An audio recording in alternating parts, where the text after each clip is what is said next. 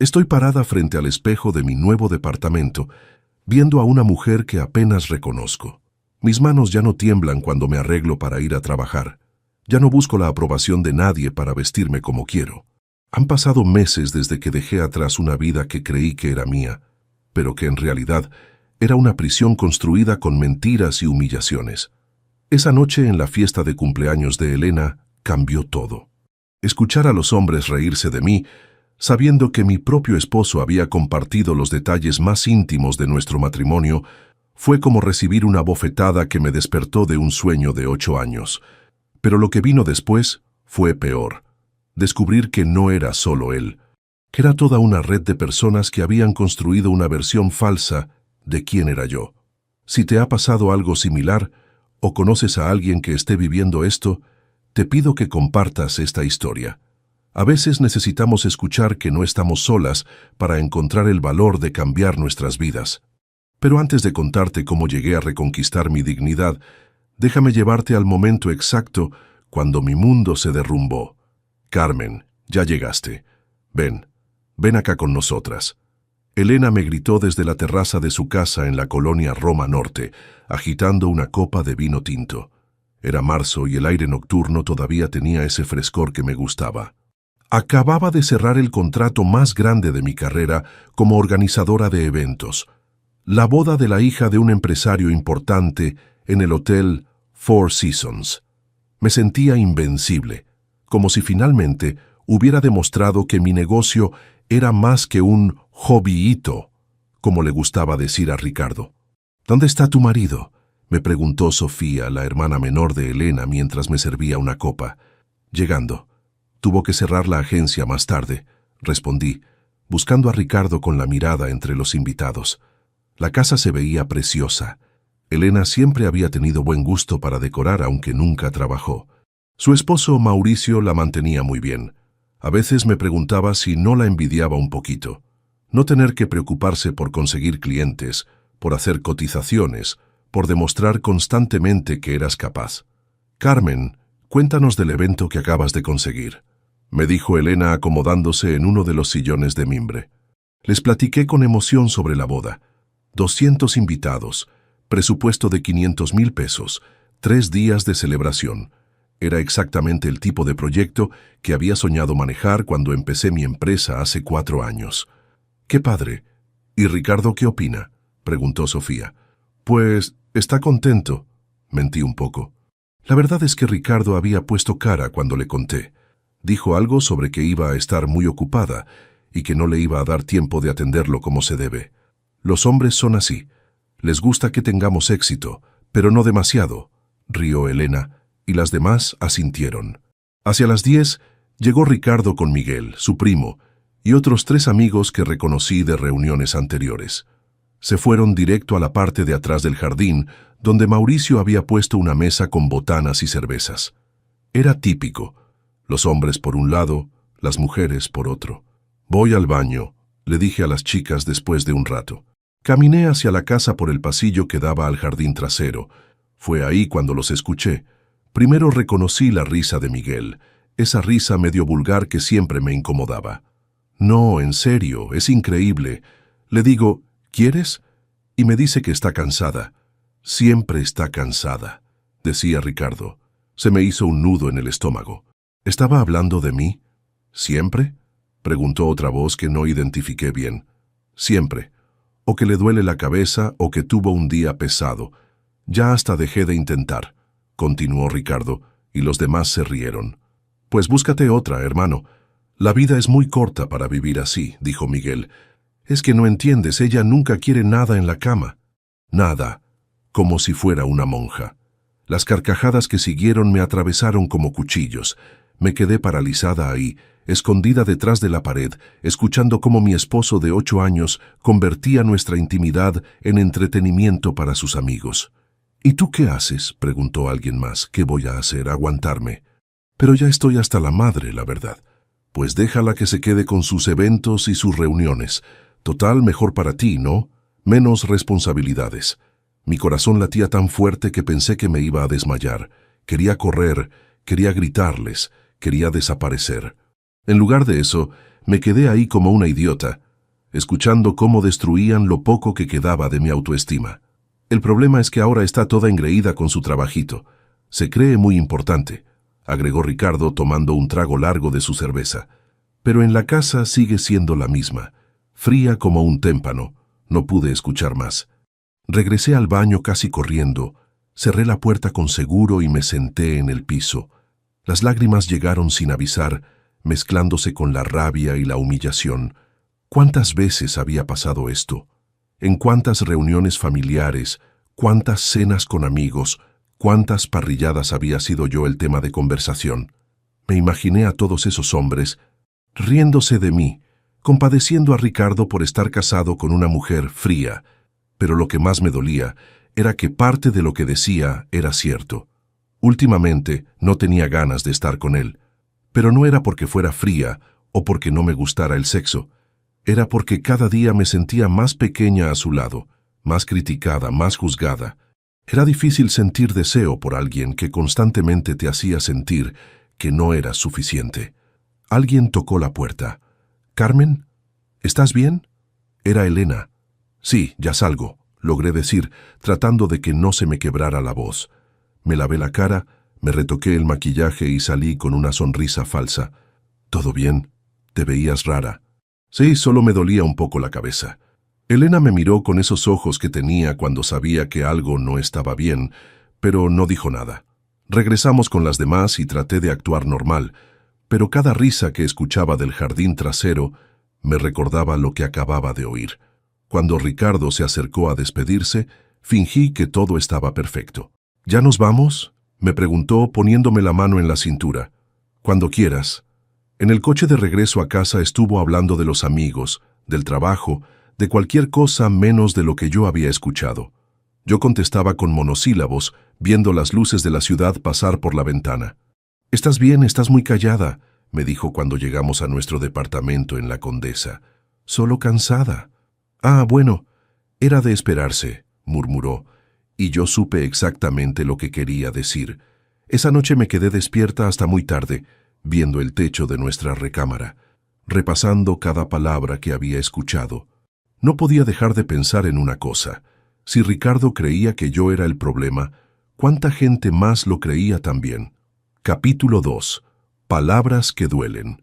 Pasaron 3 semanas antes de que pudiera confrontar a Ricardo. 3 semanas en las que cada conversación, cada gesto, cada momento de silencio en la casa se volvió una tortura. Me la pasé analizando cada interacción que habíamos tenido en los últimos meses, buscando pistas de cuánto tiempo llevaba hablando de mí así.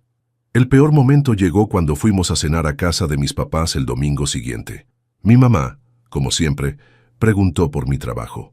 «¿Cómo va tu negocio, mi amor?», me dijo mientras servía el pozole. «Muy bien, mamá. Acabo de conseguir un contrato grande».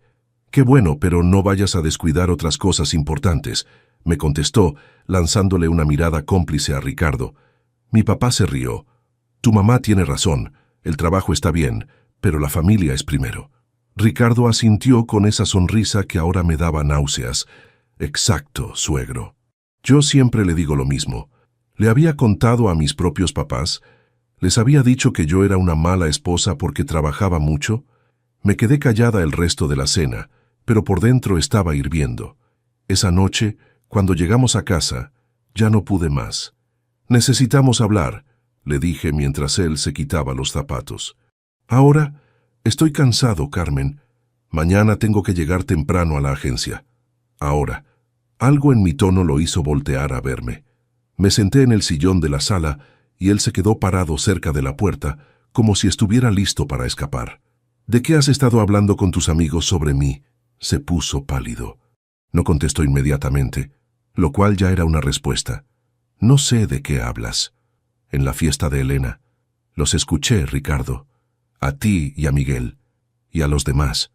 Se pasó las manos por el cabello y suspiró. «Carmen, no es lo que piensas». «¿No? Entonces no les dijiste que nunca quiero nada en la cama, que soy fría como un témpano». «Estábamos tomando. Los hombres hablamos de esas cosas cuando... ¿Cuándo qué? Cuando quieren humillar a sus esposas». «No es para humillarte», gritó, y después bajó la voz. Es que es frustrante, Carmen. Llegamos aquí en la noche y ni siquiera me ves. Todo es tu trabajo, tus clientes, tus eventos. ¿Y entonces la solución es contarle a medio mundo que soy una mala esposa? No dije que fueras mala esposa. Dijiste que era fría, que nunca quiero nada. ¿Sabes lo que eso significa para mí? ¿Sabes cómo me hace sentir? Ricardo se sentó en el sillón de enfrente, evitando mi mirada. A veces siento que no soy importante para ti, que tu negocio es más importante que yo, y por eso tienes que exponerme así, por eso tienes que hacer que la gente piense que soy el problema. Es que sí eres el problema, Carmen. Sus palabras me pegaron como una cachetada. Me quedé sin respiración por un momento. ¿Perdón? Antes no eras así, cuando nos casamos eras diferente, más disponible, más cariñosa. Ahora todo gira alrededor de tu trabajo. Mi trabajo es importante, Ricardo. Es lo que yo construí. ¿Y qué hay de lo que construimos nosotros? ¿Qué hay de nuestro matrimonio? ¡Nuestro matrimonio! Me levanté del sillón. ¿Te refieres al matrimonio donde tú criticas todo lo que hago? ¿Donde me haces sentir culpable por ser exitosa? No te hago sentir culpable. Te digo la verdad. Tus amigas ganan la mitad de lo que tú ganas y sus maridos están contentos porque ellas saben cuáles son sus prioridades. ¿Mis prioridades? ¿Como Elena, que no ha trabajado un día en su vida? Elena hace feliz a su marido. Elena no llega a la casa hablando de presupuestos y proveedores. Elena no soy yo, lo interrumpí. Yo no soy Elena. Cuando te casaste conmigo sabías quién era. Sabía quién eras, no en quién te ibas a convertir. Nos quedamos viendo un momento que se sintió eterno. En sus ojos vi algo que no había visto antes. Resentimiento real. No era solo que estuviera molesto conmigo. Era que genuinamente creía que yo había cambiado para mal, que me había vuelto alguien peor. ¿Sabes qué es lo más triste?, le dije, sintiendo cómo se me quebraba la voz. ¿Qué, tienes razón en algo? Sí he cambiado. Antes sí era más cariñosa contigo, pero ¿sabes por qué ya no? Porque es muy difícil sentir cariño por alguien que constantemente te hace sentir que no eres suficiente. Yo nunca te he dicho que no eres suficiente. No con palabras. Pero cada vez que criticas cuánto trabajo, cada vez que susurras cuando contesto el teléfono, cada vez que pones esa cara cuando hablo de mis proyectos, ¿tú crees que eso no me afecta? Ricardo se quedó callado. Se veía incómodo, como si no hubiera pensado en eso antes. Y ahora me entero de que no solo me criticas a mí, sino que le cuentas a todo mundo lo mal que soy en la cama, como si eso fuera solo culpa mía. Carmen, ¿le has contado a tu mamá? ¿A tus hermanas? La expresión en su cara me dijo todo lo que necesitaba saber. Dios mío. ¿A cuánta gente, Ricardo? ¿A cuánta gente le has contado que tu esposa es fría y que por eso tu vida es miserable? No es tan dramático como lo estás poniendo. No es dramático. ¿Te imaginas si yo fuera por ahí contándole a mis amigas que tú no me satisfaces, que eres mal amante? ¿Cómo te sentirías? Eso es diferente. ¿Por qué? ¿Porque eres hombre? Porque es diferente y ya. Los hombres hablamos de esas cosas. Los hombres hablan de esas cosas para humillar a sus esposas y sentirse mejor consigo mismos. Ricardo se levantó del sillón. ¿Sabes qué, Carmen? Estoy cansado de esta conversación. Estoy cansado de que todo sea mi culpa. Estoy cansado de llegar a mi casa y sentir que estorbo. Y yo estoy cansada de llegar a mi casa y sentir que tengo que pedirte perdón por existir. Entonces, tal vez, deberíamos preguntarnos para qué seguimos juntos. Sus palabras se quedaron flotando en el aire como humo. Los dos sabíamos que había dicho algo que no se podía retirar. Tal vez deberíamos, le contesté, y por primera vez en semanas me sentí tranquila. Esa noche dormimos en cuartos separados. Él se fue al cuarto de visitas y yo me quedé en nuestra cama, viendo el techo otra vez. Pero esta vez no estaba confundida. Esta vez sabía exactamente qué era lo que tenía que hacer. El problema era que todavía no sabía cómo hacerlo. Capítulo 3. El trabajo como refugio. Los siguientes 2 meses fueron los más extraños de mi vida. Ricardo y yo vivíamos en la misma casa como 2 extraños educados. Él se levantaba temprano para irse al trabajo. Yo salía a las reuniones con clientes y en las noches cada quien se metía a su cuarto. No habíamos vuelto a hablar de lo que pasó esa noche, pero ambos sabíamos que algo se había roto para siempre. Me refugié en el trabajo como nunca antes. Acepté 3 proyectos al mismo tiempo: la boda del Four Seasons, un evento corporativo para una empresa de tecnología, y la boda de Sofía Restrepo, una arquitecta joven que me había contactado por recomendación. Sofía era todo lo que yo había sido a los 25. Segura de sí misma, ambiciosa, enamorada, pero no dependiente. Cuando nos reunimos por primera vez en un café de la zona rosa, me recordó a mí misma antes de casarme. «Quiero algo elegante pero no ostentoso», me explicó, moviendo las manos mientras hablaba. «Mi novio y yo hemos trabajado mucho para llegar donde estamos. Queremos que la boda refleje eso». «¿En qué trabaja tu novio?», le pregunté, tomando notas. «Es ingeniero, como yo. Nos conocimos en la universidad». Se rió.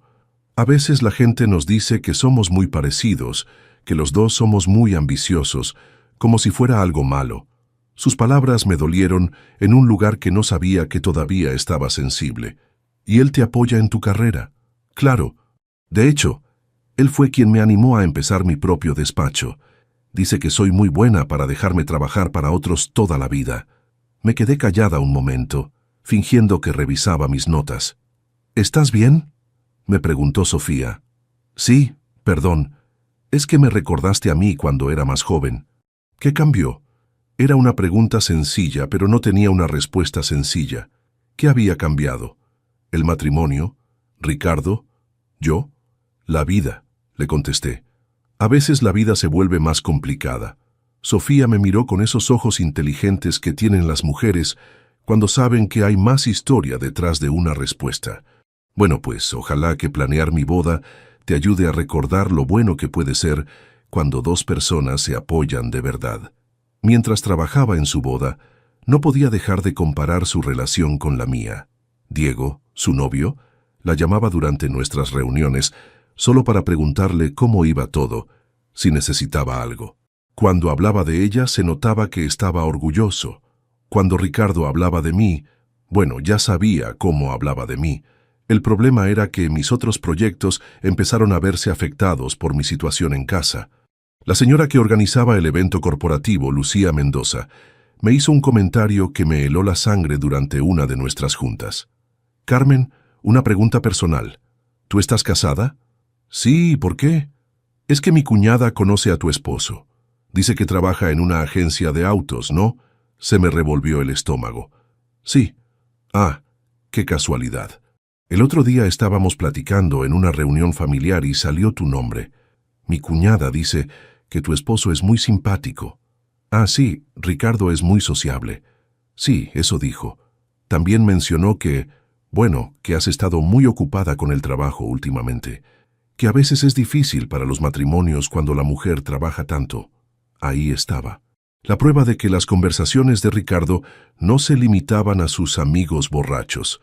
También había incluido a las esposas, a las cuñadas, a toda la red social que compartíamos. «El trabajo es importante para mí», le contesté, tratando de mantener la calma. «Por supuesto, por eso te contraté. Solo, bueno, espero que encuentres el equilibrio. Los hombres necesitan atención, ¿sabes?». Salí de esa junta sintiéndome humillada y furiosa. ¿Cuántas de mis clientas habían escuchado versiones de la historia de Ricardo? ¿Cuántas me veían como la mujer que no sabía cuidar a su marido? Esa noche confronté a Ricardo otra vez. «¿Le has contado a la familia de Lucía Mendoza sobre nuestro matrimonio?». «¿Quién es Lucía Mendoza?». «Una de mis clientas. Su cuñada aparentemente te conoce». Ricardo se veía genuinamente confundido. «Carmen, yo conozco a mucha gente por el trabajo. No me acuerdo de todas las conversaciones que tengo». «¿No te acuerdas de haberle contado a alguien que tu esposa trabaja tanto que no te hace caso?». «Puede ser. A veces surge el tema, no sé». «¿Surge el tema?». «Ricardo, estás dañando mi reputación profesional. No seas dramática. Nadie te está dañando». «Claro que sí. ¿No entiendes que cuando tú andas por ahí quejándote de mí, la gente me va a ver diferente? ¿Que mis clientas van a pensar que no soy confiable porque no puedo ni manejar mi matrimonio? Si manejaras tu matrimonio no tendría de qué quejarme. Era como hablar con una pared. No podía o no quería entender el daño que me estaba haciendo. La situación empeoró cuando fui a la reunión familiar de mayo en casa de los papás de Ricardo. Su mamá, doña Esperanza, me recibió con esa sonrisa falsa que había perfeccionado a lo largo de los años. «Ay, Carmen, qué bueno que viniste. Ya casi no te vemos. He estado ocupada con el trabajo, señora». «Sí, eso nos ha contado Ricardo. Muy ocupada». Su hermana Laura estaba sentada en la sala con su esposo y sus 2 hijos. Cuando me vio llegar, intercambió una mirada con doña Esperanza. «Carmen, ¿cómo vas con eso de tener hijos?», me preguntó Laura. «Ya llevan muchos años casados». «Pues, no hemos decidido todavía». «Ay, pero no esperen mucho. Mira que el tiempo pasa volando». Doña Esperanza se acercó y me puso la mano en el hombro. «Laura tiene razón, mi hija. Los hijos unen más a los matrimonios, te dan otra perspectiva de la vida. Además», agregó Laura, «una vez que seas mamá, vas a tener otras prioridades. No vas a querer estar trabajando todo el tiempo». Me quedé helada. ¿Ricardo también les había contado que no queríamos hijos? O peor, les había dicho que yo no quería porque estaba muy enfocada en mi carrera. «El trabajo también es importante», logré decir. «Claro, pero la familia es primero», me contestó doña Esperanza. «Una mujer que no puede cuidar a su marido, ¿cómo va a cuidar a sus hijos?». Las palabras de Ricardo resonaron en mi cabeza. Ella nunca quiere nada en la cama. ¿También les había contado eso? Por eso asumían que el problema para tener hijos era mío. Esa noche, cuando regresamos a casa, tuve otra revelación horrible. «Ricardo, ¿qué le has contado a tu familia sobre por qué no tenemos hijos?». «Nada específico. Nada específico o nada. Carmen, no vamos a empezar otra vez.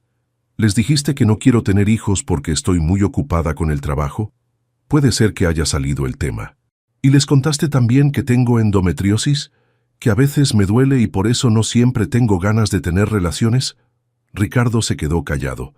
«Ah, no, eso no se los contaste, porque eso te haría quedar mal a ti, ¿verdad? Es más fácil decir que tu esposa es fría a explicar que a veces está enferma y tú no tienes paciencia. No es lo mismo». «Claro que es lo mismo, pero es más conveniente para ti que todos piensen que soy yo la del problema». Esa noche me di cuenta de algo terrible. Ricardo no solo había estado hablando mal de mí, había estado construyendo una narrativa completa donde yo era la villana de nuestro matrimonio. Y lo peor de todo era que había gente que se la estaba creyendo, incluyendo, me daba cuenta con horror, a mí misma. Capítulo 4. Despertando. En junio tomé una decisión que cambiaría todo. Busqué ayuda profesional. No podía seguir viviendo así, sintiéndome como una extraña en mi propia vida. Encontré a la doctora Patricia Luna a través de una recomendación en línea. Su consultorio estaba en la colonia del Valle, y cuando hablé para pedir cita, su secretaria me dijo que tenía disponibilidad hasta dentro de 3 semanas. 3 semanas está bien, le dije. Ya he esperado 8 años, puedo esperar un poco más. Mi primera sesión fue un desastre. Me senté en su sillón beige y me quedé callada durante 10 minutos, sin saber por dónde empezar. «¿Qué te trae aquí, Carmen?», me preguntó la doctora Luna. Era una mujer de unos 50 años, con el cabello canoso y una voz muy tranquila. «Mi marido le dice a todo el mundo que soy fría en la cama». Las palabras salieron así, de golpe, sin ningún preámbulo. La doctora Luna no se inmutó. «¿Y cómo te hace sentir eso?». «Como una mierda», le contesté, y después me disculpé por la palabra. «No tienes por qué disculparte, estás en un lugar seguro aquí». Esa primera sesión lloré durante 40 minutos seguidos. Lloré por la humillación, por la soledad, por la rabia que había estado guardando durante meses. La doctora Luna me dejó llorar sin tratar de consolarme o de darme consejos. «La próxima semana vamos a hablar sobre lo que acabas de contarme», me dijo al final.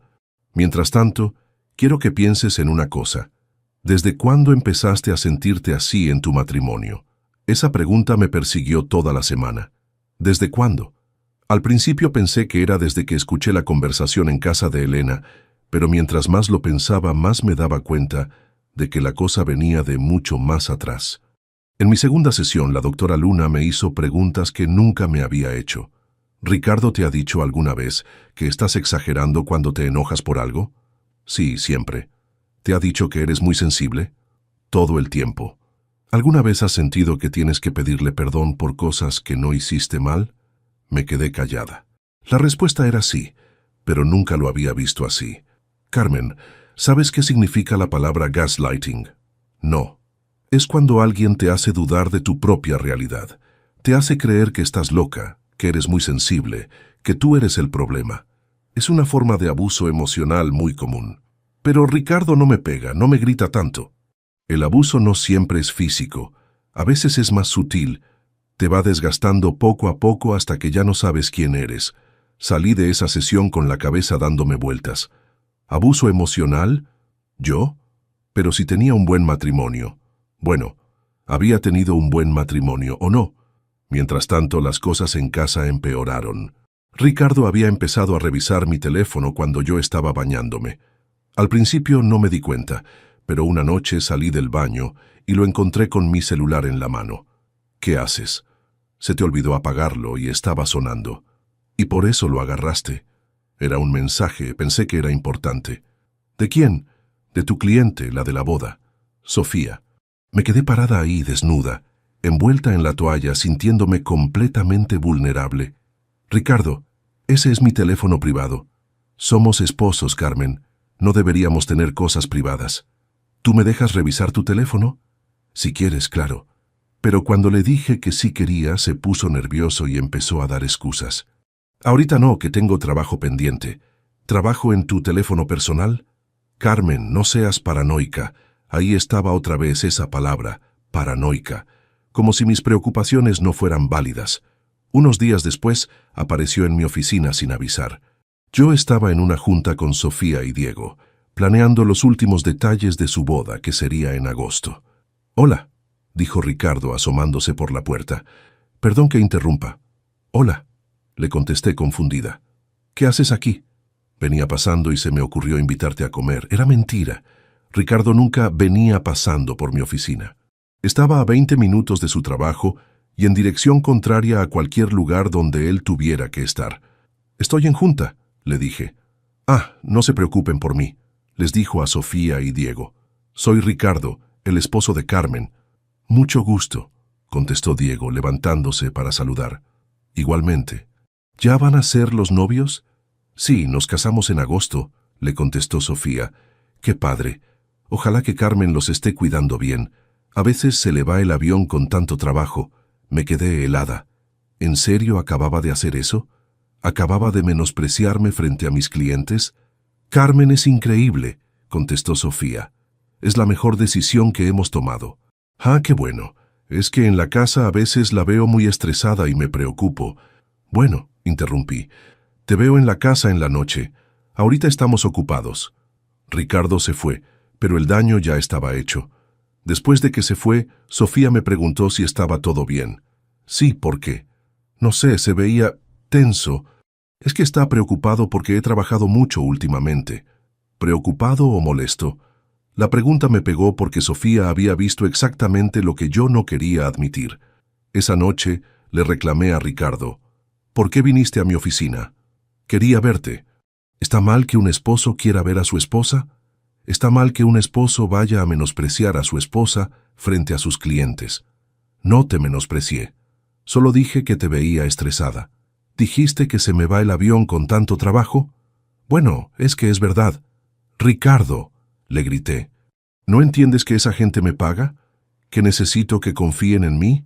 Si confían en ti, un comentario no va a cambiar eso, pero yo sabía que sí podía cambiar las cosas. Si mis clientes empezaban a pensar que yo no era estable, que tenía problemas en casa, podían cancelar sus contratos. En mi siguiente sesión con la doctora Luna le conté todo. «¿Cómo te sentiste cuando llegó sin avisar?», me preguntó. «Como si me estuviera vigilando». «¿Te está vigilando?» «No sé. Tal vez». «Carmen, ¿has notado otros cambios en su comportamiento?» Le conté sobre el teléfono, sobre cómo ahora me preguntaba a dónde iba cuando salía, sobre cómo me llamaba más seguido durante el día para saber cómo estaba. «¿Y tu familia qué opina de todo esto?» «No les he contado». «¿Por qué?» «Porque van a decir que estoy exagerando, que los matrimonios pasan por crisis y que tengo que ser más paciente». ¿Tú crees que estás exagerando? No sé. A veces sí, a veces no. ¿Sabes qué me parece interesante? Que después de todo lo que me has contado, todavía te preguntas si estás exagerando. Tenía razón. Después de meses de sentirme humillada, vigilada y menospreciada, todavía dudaba de mis propias percepciones. ¿Qué crees que pasaría si le dijeras a tu familia lo que está pasando? Mi mamá me diría que hable con él, que trate de arreglar las cosas. Mi papá me diría que eso es normal, que así son los hombres. ¿Y qué te dice eso sobre el tipo de apoyo que puedes esperar de ellos? No dije nada, pero sabía la respuesta. No podía esperar mucho apoyo. Mi familia creía en el matrimonio por encima de todo, incluso por encima de mi bienestar. Al final de esa sesión, la doctora Luna me dio una tarea.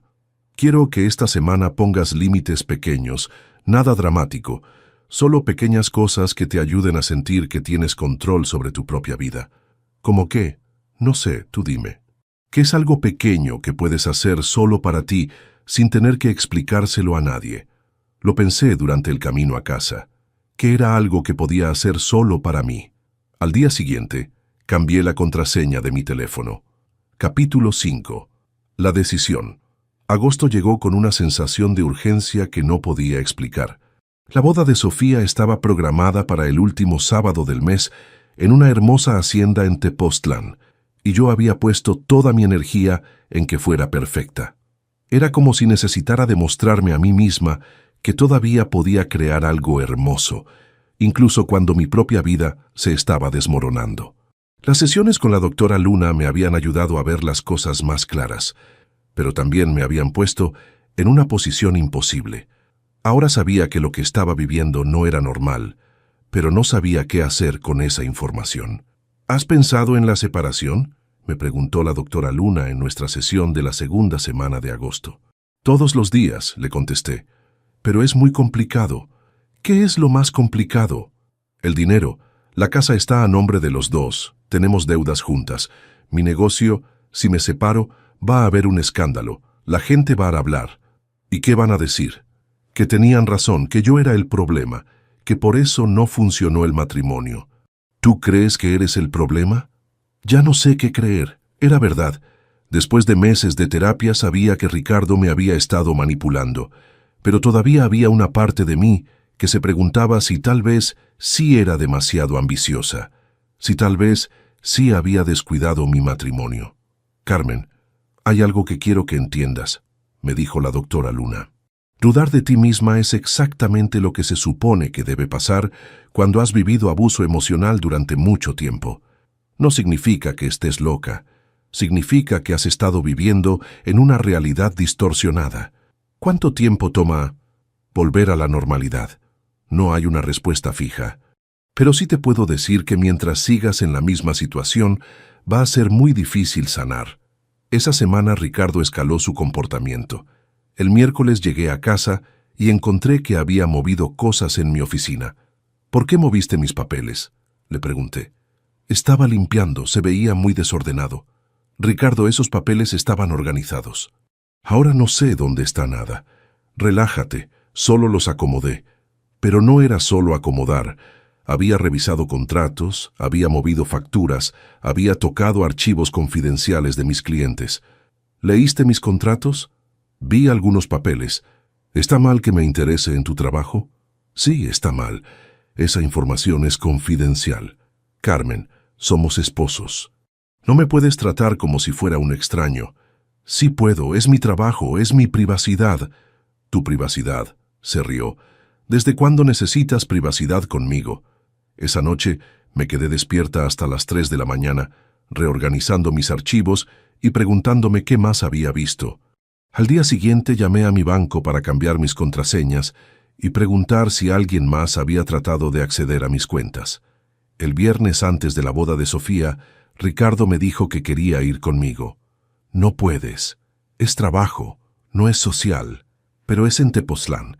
Podemos hacer el viaje juntos, como unas mini vacaciones. Ricardo, voy a estar trabajando. No voy a poder atenderte. No necesito que me atiendas, solo quiero estar ahí, apoyarte.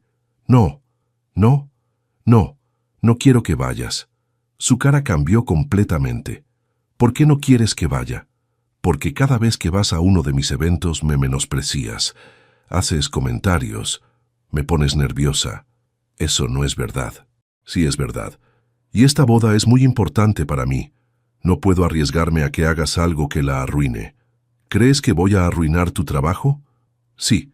La palabra salió tan clara y tan firme que nos sorprendió a los dos. Está bien, me dijo después de un momento. No voy. Pero creo que esto dice mucho sobre nuestro matrimonio. Sí, le contesté. Sí dice mucho. El sábado de la boda me levanté a las 5 de la mañana para estar en Tepoztlán a las 8. El día estaba perfecto. Cielo azul, temperatura ideal, sin nubes. Todo iba saliendo como lo habíamos planeado. Sofía se veía radiante. Durante los preparativos en la mañana, me platicó que ella y Diego habían decidido comprarse una casa juntos después de la luna de miel.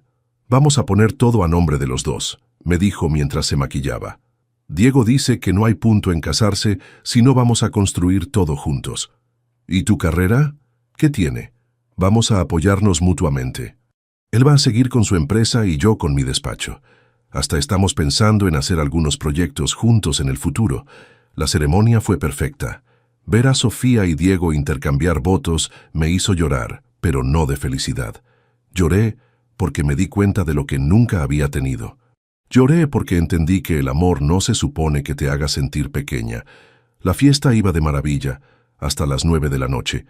Yo estaba coordinando con el DJ el cambio de música cuando vi una figura familiar acercándose por el jardín. Ricardo. Había venido a pesar de que le dije que no. Se veía alterado, como si hubiera estado tomando. ¿Qué haces aquí?, le pregunté cuando llegó hasta donde estaba yo. Vine a buscarte, necesitamos hablar. Estoy trabajando, Ricardo, no puedes estar aquí. Sí puedo. Es un lugar público. Es una boda privada, no estás invitado. Carmen, vámonos a casa. Ya es muy tarde. Son las 9 de la noche. La fiesta apenas está empezando. Para ti tal vez. Para mí ya fue suficiente. Estoy harto de que me trates como si no existiera. La gente empezó a voltear a vernos. Los invitados, los meseros, el fotógrafo. Me di cuenta de que Sofía me estaba viendo desde la pista de baile con cara de preocupación. Ricardo, por favor, no hagas esto aquí. ¿Hacer qué? ¿Venir a buscar a mi esposa? ¿Pedirle que se vaya conmigo a casa? Su voz era cada vez más alta. Diego se acercó. ¿Está todo bien?, me preguntó.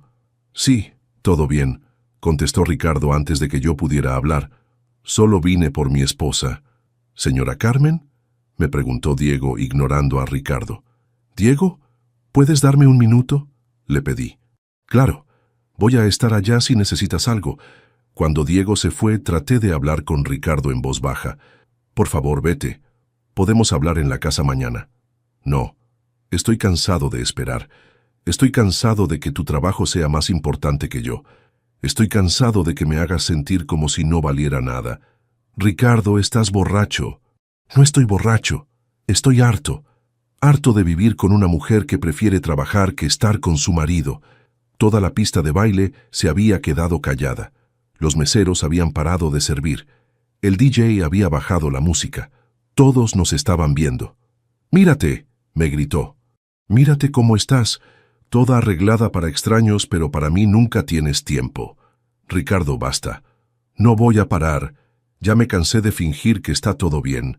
Todo mundo puede ver que prefieres a tus clientes que a tu esposo». En ese momento, algo dentro de mí se quebró, pero no como había pasado otras veces. Esta vez se quebró la parte que tenía miedo, la parte que siempre trataba de mantener la paz. ¿Sabes qué, Ricardo?, le dije, ya sin importarme quién me escuchara. Tienes razón.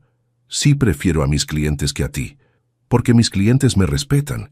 Mis clientes no andan por ahí contándole a todo el mundo que soy una mala esposa. Mis clientes no me humillan en público. Carmen, no, ya hablaste tú. Ahora hablo yo. Viniste aquí a humillarme otra vez, como has estado haciendo durante meses. Pero ¿sabes qué es lo que no entiendes? Que cada vez que haces esto, me demuestras que tengo razón en querer alejarme de ti. No digas eso. ¿Por qué no? Porque la gente nos está viendo. Perfecto. Que vean quién eres realmente. Que vean por qué nuestro matrimonio no funciona. Ricardo me miró como si no me reconociera, tal vez porque era la primera vez en años que me había defendido en público. Carmen, por favor, vámonos a casa y hablamos. No, ya no voy a ir a casa contigo. Ya no voy a fingir que esto se puede arreglar. Se acabó, Ricardo. Las palabras salieron de mi boca antes de que me diera cuenta de que las estaba diciendo, pero en el momento que las dije, supe que eran verdad. ¿Se acabó qué? Nuestro matrimonio. Se acabó nuestro matrimonio. Ricardo se quedó parado ahí, en medio del jardín de una hacienda en Tepoztlán, rodeado de extraños que habían visto su verdadera cara. Después de un momento que se sintió eterno, se dio la vuelta y se fue. Me quedé ahí, temblando, sin saber si acababa de cometer el error más grande de mi vida o si acababa de salvarme. Sofía se acercó y me puso la mano en el hombro. ¿Estás bien? No sé, le contesté, pero creo que voy a estar bien. Capítulo 6. Reconstruyendo los siguientes 6 meses, fueron los más difíciles y los más liberadores de mi vida. Cuando regresé a la casa el domingo después de la boda de Sofía, Ricardo ya había empacado y se había ido a casa de su mamá. Me había dejado una nota en la mesa de la cocina que decía: «Ya que quieres estar sola, ahí tienes tu espacio. Cuando se te pase el berrinche, me hablas». No le hablé. El lunes fui directo al despacho de un abogado que me había recomendado la doctora Luna. Se llamaba Arturo Ramírez y tenía su oficina en la colonia Escandón. Era un hombre de unos 60 años, con cara de haber visto muchos matrimonios destruirse. «Quiero el divorcio», le dije sin preámbulos. «¿Cuánto tiempo llevan casados?» 8 años. ¿Tienen hijos? No. ¿Propiedades? Un departamento que compramos juntos, está a nombre de los dos. ¿Deudas? 2 tarjetas de crédito que compartimos, un préstamo del coche, el crédito hipotecario. Me explicó que el proceso iba a ser complicado y caro. En México, un divorcio contencioso podía tomar entre 8 meses y 2 años, dependiendo de qué tanto peleara Ricardo. Y conociendo a Ricardo, iba a pelear todo. «¿Cuánto va a costar?», le pregunté. «Entre 50 y 100,000 pesos, dependiendo de qué tan difícil se ponga la otra parte». 50,000 pesos. Era más de lo que tenía ahorrado. Mi negocio estaba creciendo, pero todavía no era lo suficientemente estable para cargar con un gasto así sin problemas. ¿Hay alguna manera de hacerlo más barato? Si fuera un divorcio de mutuo acuerdo, sí, pero no me parece que su esposo vaya a cooperar. Tenía razón. Esa misma tarde Ricardo me llamó. «Carmen, ¿podemos hablar?» «No hay nada que hablar. Por favor, solo 5 minutos. Si quieres hablar, hazlo a través de mi abogado». «¿Ya tienes abogado? ¿En serio vas a llegar a eso?» «Ya llegamos a eso, Ricardo. Desde hace mucho. Carmen, lo que pasó el sábado, estaba tomado, estaba celoso, no quise hacer eso, pero lo hiciste. Y no fue la primera vez. Podemos ir a terapia de pareja. Podemos arreglar esto». «No quiero arreglarlo». «¿Por qué no?» «Porque ya no te amo». Las palabras salieron tan claras que me sorprendí a mí misma. Pero era verdad. En algún momento durante los últimos meses, el amor se había convertido en resentimiento, el resentimiento en indiferencia. «No digas eso. Es la verdad, Ricardo, ya no te amo. Ya no quiero estar casada contigo, ya no quiero fingir que somos felices». Colgué y apagué el teléfono. Esa noche llamé a mi mamá para contarle. «¿Cómo que te vas a divorciar?», me gritó por teléfono. «¿Estás loca?» «Mamá, por favor, trata de entender». «¿Entender qué? ¿Que vas a tirar 8 años de matrimonio por un pleito?» «No es un pleito, mamá. Es mucho más complicado que eso». «Ay, Carmen, todos los matrimonios pasan por crisis. Tu papá y yo hemos tenido nuestros problemas y aquí seguimos. Esto es diferente». «¿Diferente cómo? ¿Te pega? ¿Te es infiel?» No sabía cómo explicarle que había otros tipos de violencia, otros tipos de infidelidad. ¿Cómo le iba a explicar que me había estado traicionando emocionalmente durante años? «Mamá, Ricardo me ha estado humillando públicamente. Le cuenta a todo el mundo detalles íntimos de nuestro matrimonio. Ay, mi hija, pero eso no es motivo para divorciarse. Los hombres son así. Hablan de esas cosas con sus amigos». «No, mamá, no es normal. Carmen, el matrimonio es trabajo, es sacrificio. No te puedes rendir a la primera dificultad». «No es la primera dificultad, son años de dificultades. Pues entonces habla con él, ve a terapia. Pero no te divorcies. ¿Qué va a decir la gente? Ahí estaba. Lo que realmente le preocupaba a mi mamá no era mi felicidad, era qué iba a decir la gente. Me da igual lo que diga la gente. A mí no me da igual. Somos una familia decente. Los divorcios están mal vistos. Mamá, estamos en el siglo XXI. Estamos donde estamos, pero las cosas están como están. Una mujer divorciada siempre va a ser señalada. Prefiero que me señalen a seguir viviendo infeliz. Estás siendo muy egoísta, Carmen. Esa palabra me dolió más de lo que esperaba. Egoísta.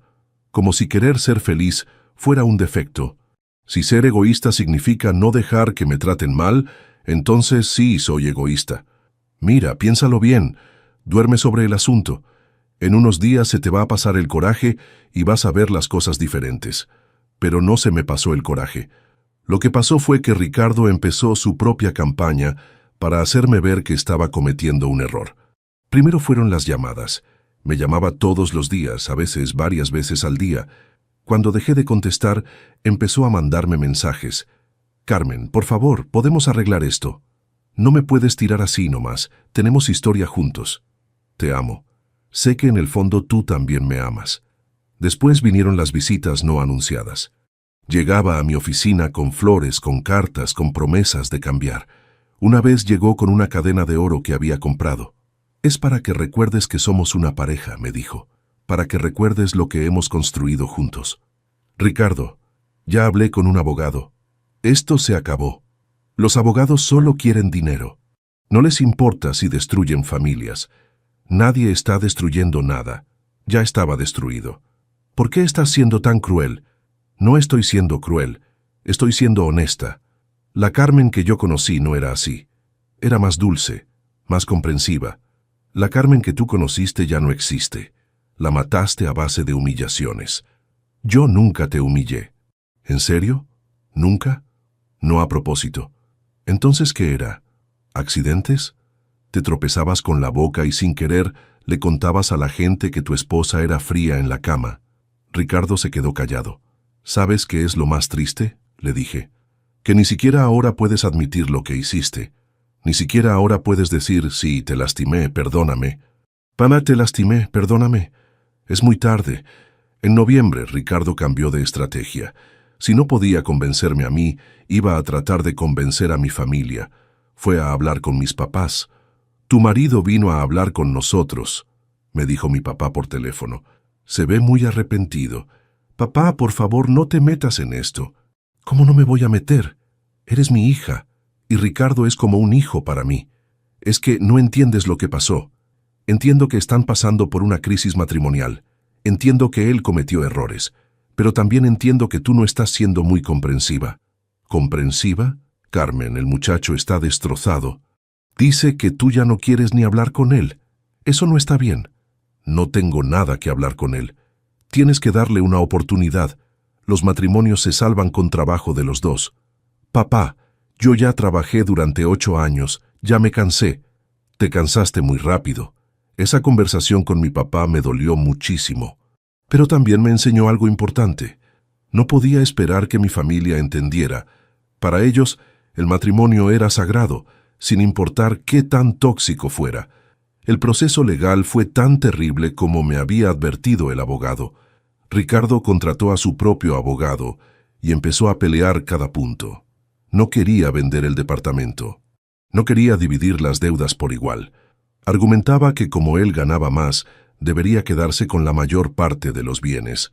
Pero ella también gana dinero, le dijo mi abogado al suyo en una junta. Sí, pero su negocio es inestable. No se puede comparar con un sueldo fijo. Era otra humillación más.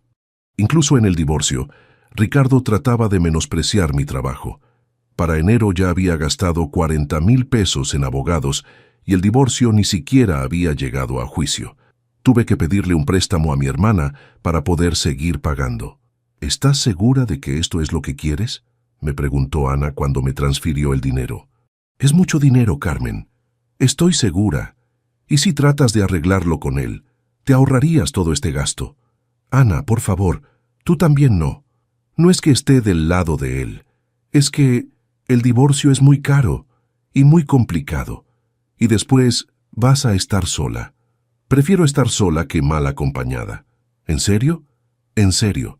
Pero la verdad era que a veces no estaba tan segura.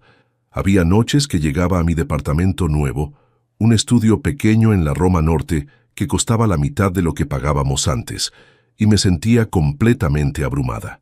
¿Y si mi familia tenía razón? ¿Y si estaba cometiendo el error más grande de mi vida? En esos momentos de duda, me acordaba de las sesiones con la doctora Luna. Me acordaba de cómo me había sentido en la boda de Sofía cuando Ricardo me humilló frente a todos. Me acordaba de años de sentirme pequeña, criticada, juzgada, y entonces sabía que estaba haciendo lo correcto. En febrero, casi 7 meses después de la boda de Sofía, finalmente llegamos a un acuerdo. Ricardo se quedaría con el departamento, pero tendría que pagarme mi parte en 5 años. Yo me haría cargo de mis propias deudas, él de las suyas. No habría pensión alimenticia de ningún lado. El día que firmamos los papeles en el juzgado, Ricardo me miró con una tristeza que casi me hizo cambiar de opinión. ¿De verdad no hay vuelta atrás?, me preguntó. No, le contesté. No hay vuelta atrás. ¿Me odias? No te odio, Ricardo, pero tampoco te amo, y eso está bien. Los dos merecemos estar con alguien que nos ame de verdad. Salí del juzgado sintiéndome extraña. No feliz, pero tampoco triste. Libre, tal vez, o tal vez solo cansada. Esa noche cené sola en mi departamento, viendo Netflix en la computadora, y por primera vez en meses no sentí que me faltara algo. Me sentí completa. Epílogo. 2 años después. Estoy sentada en la terraza de un café en La Condesa, revisando los contratos para 3 bodas que tengo programadas para este otoño. Mi negocio ya no es solo mío. Contraté a 2 asistentes el año pasado y estamos considerando abrir una segunda oficina en Guadalajara. No es que me haya vuelto millonaria, pero finalmente tengo la estabilidad que siempre busqué. Mi teléfono suena. Es Sofía. Carmen, ¿cómo estás? Muy bien. ¿Y tú? ¿Cómo van las cosas con el bebé? Sofía y Diego tuvieron a su primera hija hace 6 meses. Desde entonces, Sofía había estado trabajando desde casa mientras Diego se tomó licencia de paternidad. Ver cómo compartían las responsabilidades me había enseñado mucho sobre lo que realmente significaba una sociedad igualitaria. Increíble. Cansada, pero increíble. Oye, te hablo porque tengo una amiga que se va a casar el próximo año y quiere platicar contigo. Perfecto. Dile que me mande un mensaje. ¿Sigues yendo a terapia? Sí, 1 vez al mes. Ya más como mantenimiento. Me da mucho gusto. Te escuchas muy tranquila. Y era verdad. Después de 2 años de terapia, había aprendido a reconocer las señales de alarma en las relaciones. Había salido con 3 hombres diferentes durante este tiempo, y con 2 de ellos había terminado las cosas en cuanto noté comportamientos controladores o despreciativos. Con el tercero, Miguel, llevaba 6 meses y las cosas iban bien. Despacio, pero bien. Miguel era contador y tenía su propio despacho. Cuando le platiqué sobre mi negocio, no me preguntó si no era demasiado estresante para mí. Me preguntó si necesitaba ayuda con la contabilidad. Cuando le conté sobre mi divorcio, no me dijo que seguramente había sido culpa de los dos. Me dijo que lamentaba que hubiera pasado por eso. No sé si va a ser algo serio o no, pero por primera vez en años no me siento presionada a saberlo. Estoy bien sola, y eso hace que estar acompañada sea una elección, no una necesidad. La relación con mi familia sigue siendo complicada. Mi mamá aún hace comentarios pasivo-agresivos sobre el divorcio cuando hablamos por teléfono, pero ya aprendí a no engancharme. Mi papá básicamente me dejó de hablar durante 6 meses después de que se firmaron los papeles, pero poco a poco hemos reconstruido algo parecido a una relación. Nunca va a entender por qué me divorcié, pero al menos ya no trata de convencerme de que fue un error. Mi hermana Ana ha sido mi mayor sorpresa. Al principio pensé que iba a estar del lado de mis papás, pero conforme pasó el tiempo, empezó a hacerme preguntas sobre mi matrimonio, que me dieron cuenta de que había estado observando más de lo que pensé. Siempre me pareció raro cómo te hablaba Ricardo, me dijo hace unos meses, pero no sabía si era normal o si yo era muy sensible. No eras muy sensible, sí era raro. ¿Por qué nunca dijiste nada antes? Porque yo tampoco sabía que era raro. Pensé que así eran todos los matrimonios. Ana lleva 2 años de novia con un ingeniero que la trata completamente diferente a como Ricardo me trataba a mí. Ver su relación me ha confirmado que tomé la decisión correcta. Económicamente, las cosas han sido difíciles, pero manejables. Los primeros 6 meses después del divorcio fueron muy apretados. Tuve que rechazar algunos gastos que antes me parecían normales: cenas en restaurantes caros, ropa nueva cada temporada, viajes de fin de semana. Pero también me di cuenta de cuántas de esas cosas las hacía por presión social, no porque realmente las disfrutara. Ahora vivo en un departamento de 2 recámaras en la Roma Norte. No es tan grande como el que compartía con Ricardo, pero es completamente mío. Lo decoré exactamente como quise, sin tener que consultarle a nadie si los colores eran muy femeninos o si los muebles eran muy caros. El trabajo ha sido mi salvación, pero también mi mayor desafío. Durante el primer año después del divorcio, perdí 3 clientes importantes. No me dijeron directamente que era por mi situación personal, pero no fue difícil conectar los puntos. Una de ellas, la esposa de un socio de Ricardo, incluso me canceló el contrato 2 semanas antes de su evento. «Es que han surgido algunas complicaciones», me dijo por teléfono. «Vamos a tener que cancelar». Después me enteré por otras fuentes que había contratado a otra organizadora de eventos. No me sorprendió, pero sí me dolió darme cuenta de que mis miedos sobre el daño profesional habían sido justificados. Sin embargo, por cada cliente que perdí conseguí otros 2. Mi reputación como organizadora se fortaleció y empecé a trabajar con gente que me valoraba por mi profesionalismo, no por mi estado civil. Sofía me ha recomendado con varias de sus amigas arquitectas, y ese círculo profesional ha sido mucho más receptivo a trabajar con una mujer independiente. El mes pasado me encontré a Ricardo en una gasolinera. Fue la primera vez que lo veía desde el día que firmamos los papeles del divorcio. Se veía más delgado, con algunas canas que antes no tenía.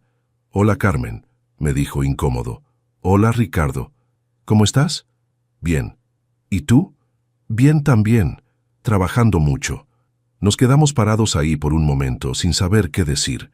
Era extraño ver a alguien que había sido tan importante en mi vida, convertido en prácticamente un extraño. «¿Sigues con tu negocio?», me preguntó. «Sí, de hecho está creciendo mucho. Me da gusto». Y sonaba sincero. Tal vez el tiempo y la distancia le habían dado perspectiva, o tal vez solo era cortesía básica. No importaba. Ya no necesitaba su aprobación. «¿Tú estás bien?», le pregunté. «¿Saliendo con alguien?» «Sí, tengo novia. Se llama Patricia. Es maestra». «Qué bueno. ¿Y tú?» «Sí, también estoy saliendo con alguien. Me da gusto. Te lo mereces». Cuando nos despedimos, no sentí enojo ni tristeza, solo una especie de tranquilidad extraña, como cerrar un libro que habías estado leyendo durante mucho tiempo. Esta mañana, mientras me arreglaba para venir al café, me vi en el espejo y reconocí a la mujer que solía ser antes de casarme. No exactamente la misma, tengo más líneas alrededor de los ojos, más experiencia, más cicatrices, pero la esencia es la misma. Esa mujer que confiaba en sí misma, que tenía metas propias, que no necesitaba la aprobación de nadie para sentirse valiosa. Me tomó 8 años de matrimonio y 2 años de terapia recuperarla. Pero aquí está. La doctora Luna me dijo algo en una de nuestras últimas sesiones que no he podido olvidar. Sanar no significa regresar a como eras antes. Significa convertirte en quien siempre tuviste el potencial de ser. Creo que eso es exactamente lo que ha pasado. No sé qué viene después. Tal vez Miguel y yo nos pongamos más serios. Tal vez no. Tal vez expanda mi negocio internacionalmente. Tal vez me tome un año sabático para viajar. Tal vez tenga hijos, tal vez no. Pero por primera vez en mucho tiempo, todas esas posibilidades me emocionan en lugar de asustarme, porque ahora sé que sin importar lo que pase, voy a estar bien, porque ya no necesito que nadie más me diga quién soy. Lo sé yo.